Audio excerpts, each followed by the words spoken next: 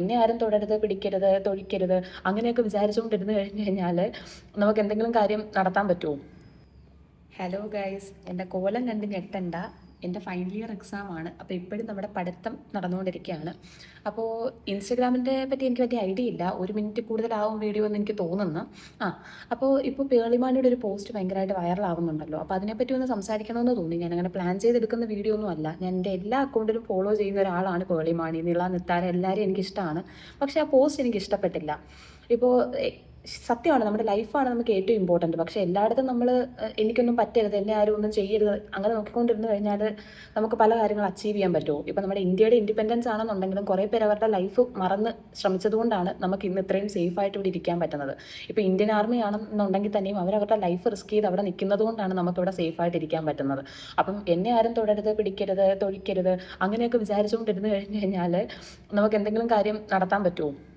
ചില കാര്യങ്ങൾ നമ്മൾ അങ്ങനെയല്ലേ, നമ്മൾ മുന്നിട്ട് ഇറങ്ങേണ്ടി വരും. പല കാര്യങ്ങളും നമ്മൾ സാക്രിഫൈസ് ചെയ്യേണ്ടി വരും. ചിലപ്പോൾ നമുക്ക് അടി കിട്ടും, ഇടി കിട്ടും, ചിലപ്പം എന്തെങ്കിലുമൊക്കെ പറ്റാം. പക്ഷേ നമ്മൾ ആ ഒരു കാര്യത്തിന് കൊടുക്കുന്ന ആ ഒരു ഇമ്പോർട്ടൻസ് ആണല്ലോ. ഇപ്പോൾ ഞാൻ ആറാട്ടൻ എന്ന് പറഞ്ഞ ആ ആളുടെ ഒരു പോസ്റ്റും കൂടെ കണ്ടു. അതായത് പോളിമാണി ജസ്റ്റ് പാസ് എന്തോ ആണ് 10ാം ക്ലാസ്സിൽ. അപ്പോൾ പഠിച്ചവർക്കേ അതിൻ്റെ ആ ഒരു ബുദ്ധിമുട്ട് മനസ്സിലാകത്തുള്ളൂ. ശരിക്കും പറഞ്ഞു കഴിഞ്ഞാൽ ആ ഒരു പോസ്റ്റ് കണ്ടപ്പോൾ എനിക്കും അത് തന്നെയാണ് തോന്നിയത്. നമ്മൾ ഈ പഠിക്കുന്നവർക്കേ അതിൻ്റെ ആ ഒരു ബുദ്ധിമുട്ട് മനസ്സിലാകത്തുള്ളൂ. കാരണം എനിക്കൊരു സീറ്റ് കിട്ടും, അത്ര എഫേർട്ട് ഇട്ട് 1-2 മണിക്കൂർ മാത്രം ഉറങ്ങി അങ്ങനെ അത്രയും കഷ്ടപ്പെട്ട് കൊച്ചുങ്ങൾ ഒന്ന് റിലാക്സ് ആയി, ചിലരൊക്കെ ബുക്കൊക്കെ എടുത്ത് മാറ്റി ഒന്ന് റിലാക്സ് ആയപ്പോഴാണ് ഈ റെയിനീറ്റ് ഇടുത്തി പോലെ അവരുടെ ലൈഫിലേക്ക് വരുന്നത്.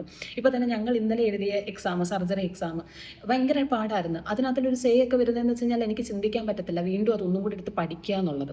ഇപ്പോൾ സേ ഒക്കെ വന്നു കഴിഞ്ഞാൽ അത് എൻ്റെ ഭാഗത്തുനിന്ന് വന്നൊരു മിസ്റ്റേക്കാണ്. ഇപ്പം ശരിക്കും നമ്മൾ ഒത്തിരി പഠിച്ചിടാം, പക്ഷേ ചില ക്വസ്റ്റ്യൻസ് വരുമ്പോൾ നമുക്കങ്ങനെ ഓക്കെ.